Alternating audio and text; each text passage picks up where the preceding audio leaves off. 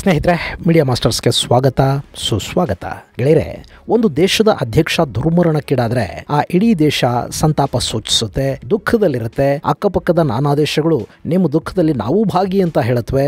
ಆ ನಾಯಕ ಇನ್ನೂ ಲೋಕಪ್ರಸಿದ್ಧನಾಗಿದ್ರೆ ಇಡೀ ಜಗತ್ತು ಆತನ ಅಗಲಿಕೆಯ ದುಃಖವನ್ನ ಹಂಚಿಕೊಳ್ಳುತ್ತೆ. ನಮ್ಮಲ್ಲಿ ಶರಣನ ಗುಣವನ್ನ ಮರಣದಲ್ಲಿ ಕಾಣು ಅಂತ ಹೇಳಿದ್ದಾರೆ. ಯಾರು ಬದುಕಿದ್ದಾಗ ಹೆಚ್ಚು ಜನರನ್ನ ಖುಷಿಯಾಗಿಟ್ಟು ಸತ್ತಾಗ ಹೆಚ್ಚು ಜನರ ಕಣ್ಣೀರಿಗೆ ಕಾರಣ ಆಗ್ತಾನೋ ಅವನು ಮಹಾಪುರುಷ ಅಂತ ಅರ್ಥ. ಆದ್ರೆ ಈಗ ಇರಾನಿನ ಅಧ್ಯಕ್ಷ ಇಬ್ರಾಹಿಂ ರೈಸಿ ಹೆಲಿಕಾಪ್ಟರ್ ಅಪಘಾತದಲ್ಲಿ ಸಾವಿಗೀಡಾಗಿದ್ದಾರೆ. ಆತನ ಹೆಲಿಕಾಪ್ಟರ್ ಕಣ್ಮರೆ ಆಯಿತು ಅಂತ ಗೊತ್ತಾದ ಕೂಡಲೇ ಇರಾನಿನ ಸಾಕಷ್ಟು ಕಡೆಗಳಲ್ಲಿ ಒಂದಷ್ಟು ಜನ ಪ್ರಾರ್ಥನೆಗಳನ್ನು ಸಲ್ಲಿಸ್ತಾ ಇದ್ದ ದೃಶ್ಯಗಳನ್ನು ಅಲ್ಲಿನ ಮಾಧ್ಯಮಗಳು ನಿರಂತರವಾಗಿ ಪ್ರಸಾರ ಮಾಡ್ತಾ ಇದ್ವು. ಆದರೆ ಅವತ್ತು ಅವರು ಪ್ರಾರ್ಥನೆ ಸಲ್ಲಿಸಿದ್ದು ರೈಸಿ ಬದುಕಿ ಬರಲಿ ಅಂತಲ್ಲ ಅಥವಾ ಮತ್ತೆ ಬಾರದಿರಲಿ ಅಂತಲ್ಲ ಅನ್ನೋ ಸಂಶಯ ಹುಟ್ಟೋ ಹಾಗೆ ಇರಾನಿನಲ್ಲಿ ರೈಸಿಯ ಸಾವನ್ನ ಸಂಭ್ರಮಿಸುವ ಕೆಲಸ ಕೂಡ ನಡೀತಾ ಇದೆ. ಅಲ್ಲಿ ಸಾಕಷ್ಟು ಇರಾನಿಯನ್ನರು ಸಂಭ್ರಮದ ಟ್ವೀಟ್ಗಳನ್ನು ಮಾಡ್ತಾ ಇದ್ದಾರೆ.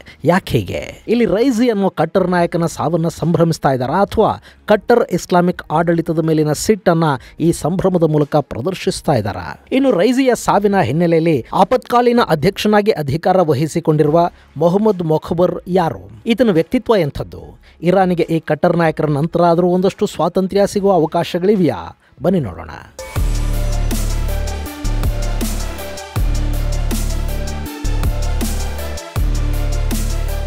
ಗೆಳೆಯರೆ, ಇತ್ತೀಚೆಗೆ ಇರಾನ್ನಲ್ಲಿ ನಡೆದ ಭಾರಿ ಪ್ರತಿಭಟನೆಗಳು ನಿಮಗೆ ನೆನಪಿರಬೇಕು. ಅಲ್ಲಿ ರಸ್ತೆಯಲ್ಲಿ ಹಿಜಾಬ್ ಹಾಕ್ಕೊಂಡಿರಲಿಲ್ಲ ಅನ್ನೋ ಕಾರಣಕ್ಕೆ ಇರಾನಿನ ನೈತಿಕ ಪೊಲೀಸರು ನಡು ರಸ್ತೆಯಲ್ಲೇ ಯುವತಿಯೊಬ್ಬಳನ್ನ ಬಡಿದುಕೊಂಡ್ರು. ಅದನ್ನಲ್ಲಿನ ಜನ ಪ್ರತಿಭಟಿಸಿದ್ರು. ನಾವು ಹಿಜಾಬ್ ಹಾಕೋದಿಲ್ಲ ಅಂತ ಮಹಿಳೆಯರು ರಸ್ತೆಯಲ್ಲಿ ಹಿಜಾಬ್ ಹಾಗೂ ಬುರ್ಖಾಗಳನ್ನು ಬಿಚ್ಚಿ ಸೂಟ್ ಹಾಕಿದ್ರು. ಜಾಗತಿಕ ಮಟ್ಟದಲ್ಲಿ ಆ ಪ್ರತಿಭಟನೆ ದೊಡ್ಡ ಸದ್ದು ಮತ್ತು ಸುದ್ದಿ ಮಾಡ್ತು.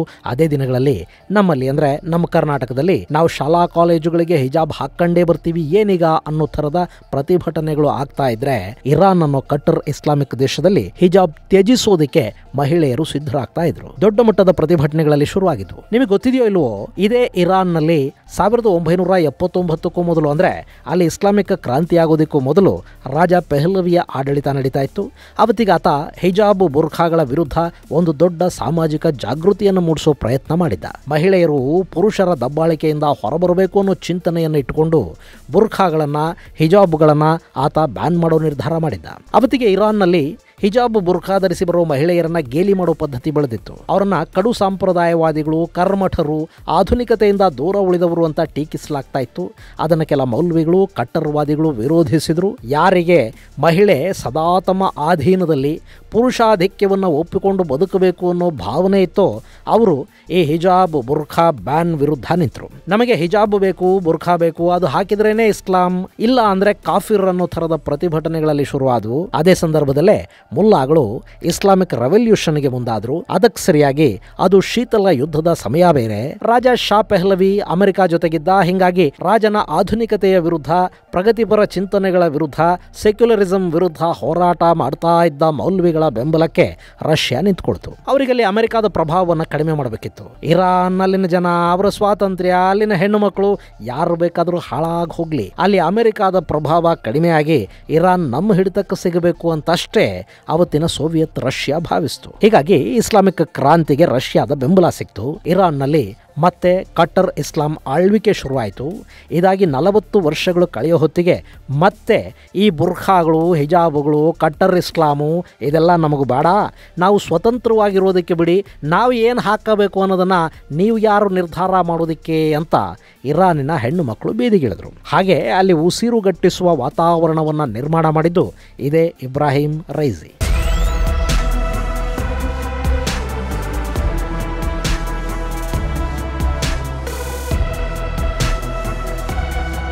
ಇರಾನ್ ಆಡಳಿತ ಹೇಗೆ ಅಂದ್ರೆ ಅಲ್ಲಿ ಅಯಾತುಲ್ಲಾ ಖೊಮೇನಿ ಸರ್ವೋಚ್ಚ ನಾಯಕ ಅಂದ್ರೆ ಸುಪ್ರೀಂ ಲೀಡರು. ಈತ ಇಸ್ಲಾಮಿಕ್ ಕ್ರಾಂತಿಯ ಮಹಾನಾಯಕ ಆಯತುಲ್ಲಾ ರೋಹಲ್ಲಾ ಖೊಮೇನಿಯ ನಂತರ ಬಂದವನು, ಎರಡನೇ ಸರ್ವೋಚ್ಚ ನಾಯಕ.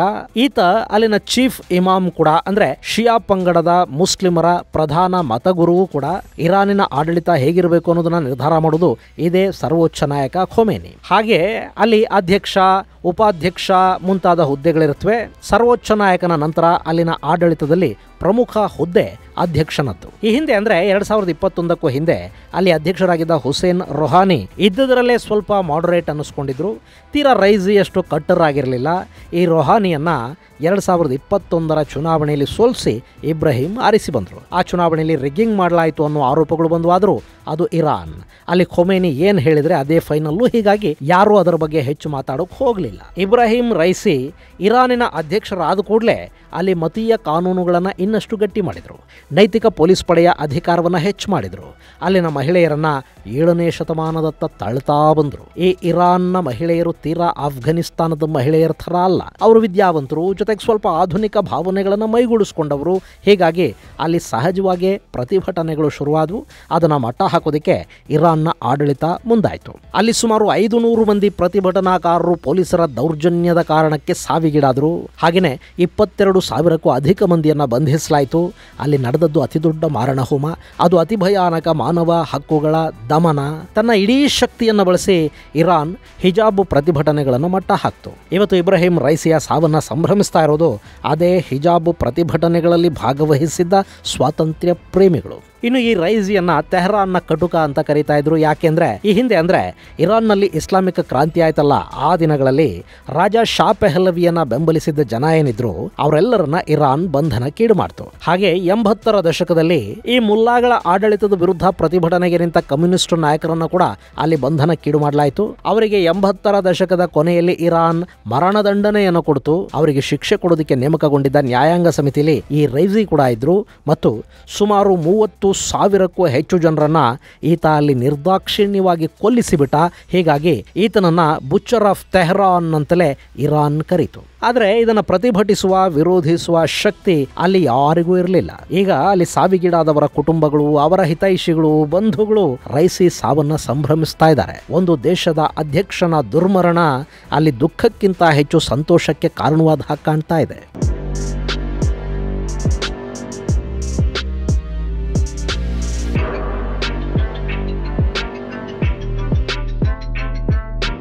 ಇನ್ನು ರೈಸಿಯ ಉತ್ತರಾಧಿಕಾರಿ ಯಾರಾಗ್ತಾರೆ ಅನ್ನೋದು ಇಲ್ಲಿ ಉದ್ಭವವಾಗ್ತಾ ಇರೋ ಇನ್ನೊಂದು ಪ್ರಶ್ನೆ. ಈ ಇಬ್ರಾಹಿಂ ರೈಸಿ ಬದುಕಿದ್ರೆ ಈತ ಆಯತುಲ್ಲಾ ಖೊಮೇನಿಯ ಉತ್ತರಾಧಿಕಾರಿ ಆಗ್ತಿದ್ದ. ಅಂದ್ರೆ ಇರಾನಿನ ಸರ್ವೋಚ್ಚ ನಾಯಕನಾಗಿ ನೇಮಕಗೊಳ್ತಾ ಇದ್ದ. ಗೆಳೆಯರೆ, ಈ ಆಯತುಲ್ಲಾ ಖೊಮೇನಿಗೆ ಈಗಾಗಲೇ ವಯಸ್ಸು 85 ದಾಟಿದೆ. ಈತನಿಗೆ ಮುಸ್ತಫಾ, ಮೊಜ್ತಾಬ್ ಮತ್ತು ಮಸೂದ್ ಅನ್ನೋ 3 ಮಕ್ಕಳಿದ್ದಾರೆ.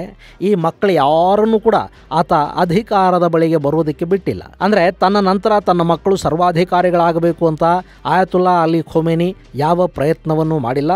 ಉದ್ದೇಶಪೂರ್ವಕವಾಗಿ ಮಕ್ಕಳನ್ನು ಈತ ಅಧಿಕಾರದಿಂದ ದೂರ ಇಟ್ಟಿದ್ದಾನೆ ಮತ್ತು ಅವರನ್ನು ಮೌಲ್ವಿಗಳಾಗಿ, ಇಸ್ಲಾಮಿಕ್ ಶಿಕ್ಷಕರನ್ನಾಗಿ ಮಾಡಿದ್ದಾನೆ ಹೊರತು ಅಧಿಕಾರದ ಪಡಸಾಲೆಗೆ ಕರ್ಕೊಂಡು ಬಂದಿಲ್ಲ. ಹೀಗಾಗಿ ಈ ಅಲಿ ಖೊಮೇನಿಯ ನಂತರ ಇರಾನ್ನ ಆಡಳಿತ ವಹಿಸಿಕೊಳ್ಳೋ ಇನ್ನೊಬ್ಬ ಕಟ್ಟರ್ ಶಿಯಾ ನಾಯಕ ಅನ್ನಿಸ್ಕೊಂಡಿದ್ದು ಈ ಇಬ್ರಾಹಿಂ ರೈಸಿ. ಆದರೆ ಈಗ ಆತ ಇಲ್ಲ. ಇನ್ನು ರೈಸಿಯ ಸಾವಿನ ಹಿನ್ನೆಲೆಯಲ್ಲಿ ಇರಾನ್ನ ಆಡಳಿತವನ್ನು ನೋಡಿಕೊಳ್ಳೋದಕ್ಕೆ ಅಲ್ಲಿನ ಉಪಾಧ್ಯಕ್ಷರಲ್ಲಿ ಪ್ರಮುಖನನ್ನ ಹಂಗಾಮಿ ಅಧ್ಯಕ್ಷನ ಸ್ಥಾನಕ್ಕೆ ತರಲಾಗುತ್ತೆ. ಈಗ ಆ ಜಾಗಕ್ಕೆ ಬಂದಿರೋದು ಮೊಹಮ್ಮದ್ ಮೊಖಬರ್.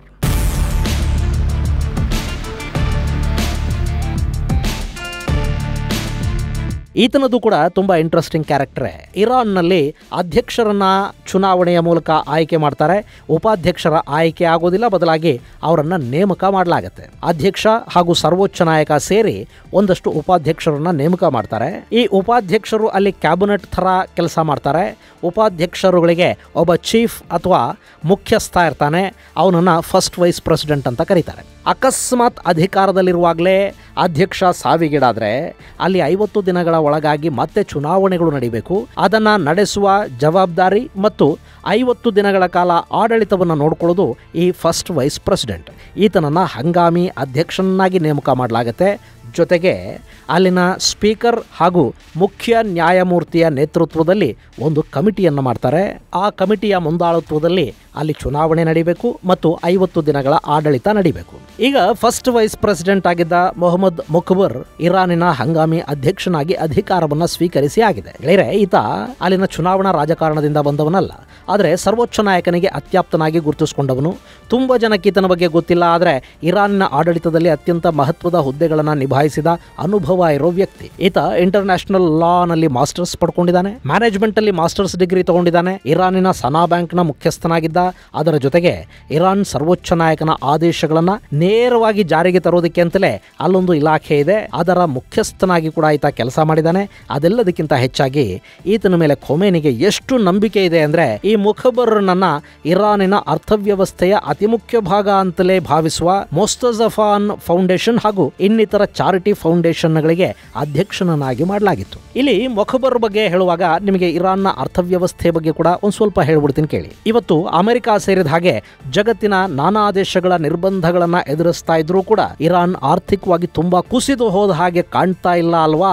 ಅದರ ಹಿಂದಿರುವುದು ಅಲ್ಲಿನ ಬೋನ್ಯಾಡ್ಗಳು. ಇರಾನ್ನ ಆರ್ಥಿಕತೆಗೆ ಅತಿ ಹೆಚ್ಚು ಕೊಡುಗೆ ಕೊಡುವುದು ಅಲ್ಲಿನ ನ್ಯಾಷನಲ್ ಇರಾನಿಯನ್ ಆಯಿಲ್ ಕಂಪನಿ, ಅಂದ್ರೆ ಅಲ್ಲಿನ ತೈಲ ವ್ಯಾಪಾರ ನೋಡ್ಕೊಳ್ಳೋ ಸರ್ಕಾರಿ ಸಂಸ್ಥೆ. ಅದು ಬಿಟ್ರೆ ಅತಿ ದೊಡ್ಡ ಅರ್ಥವ್ಯವಸ್ಥೆಯನ್ನು ನಿಭಾಯಿಸೋದು ಅಲ್ಲಿನ ಬೋನಿಯಾಡ್ಗಳು, ಅಂದ್ರೆ ಚಾರಿಟಬಲ್ ಟ್ರಸ್ಟ್ಗಳು. ಇವು ಇರಾನ್ನ ಒಟ್ಟು ಆರ್ಥಿಕತೆಗೆ 20% ಕೊಡುಗೆಯನ್ನು ಕೊಡುತ್ತವೆ. ಇರಾನ್ನ ಒಟ್ಟು ಯುವಜನತೆ ಏನಿದೆ ಅವರಿಗೆ 1% ನೇರ ಉದ್ಯೋಗಗಳನ್ನ ಈ ಬೋನಿಯಾಡ್ಸ್ ಕೊಟ್ಟಿವೆ. ಅಲ್ಲಿನ ಟೆಕ್ಸ್ಟೈಲ್ ಪ್ರೊಡಕ್ಷನ್ ಏನಿದೆ ಅದರಲ್ಲಿ 20%, ಸಾಫ್ಟ್ ಡ್ರಿಂಕ್ಸ್ ಇಂಡಸ್ಟ್ರಿಯಲ್ಲಿ 40%, ಹಾಗೆ ಅಲ್ಲಿನ glass production, tiles, chemicals, tyre ಉದ್ಯಮ, ಆಹಾರ ಪದಾರ್ಥಗಳ ಉದ್ಯಮ, ಇದೆಲ್ಲ ಏನಿದೆ ಇದರಲ್ಲಿ 3/2 ಭಾಗ ಈ ಬೋನಿಯಾಡ್ಗಳು ಅಂದ್ರೆ ಚಾರಿಟಬಲ್ ಟ್ರಸ್ಟ್ಗಳ ಕೈಯಲ್ಲಿದೆ. ಈ ಚಾರಿಟಬಲ್ ಟ್ರಸ್ಟ್ಗಳು ಅಲ್ಲಿನ ಮೌಲ್ವಿಗಳ ನೇತೃತ್ವದಲ್ಲಿ ನಡೆಯುತ್ತವೆ.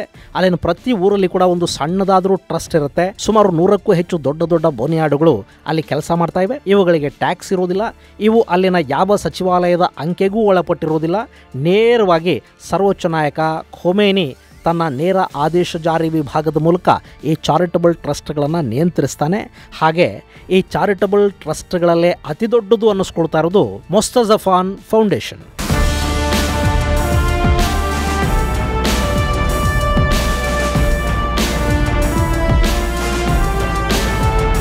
ಇರಾನ್ನಲ್ಲಿ ಈ ಚಾರಿಟಬಲ್ ಟ್ರಸ್ಟ್ಗಳ ವ್ಯವಸ್ಥೆಯನ್ನು ಮೊದಲು ಆರಂಭ ಮಾಡಿದ್ದು ರಾಜ ಪೆಹ್ಲವಿ.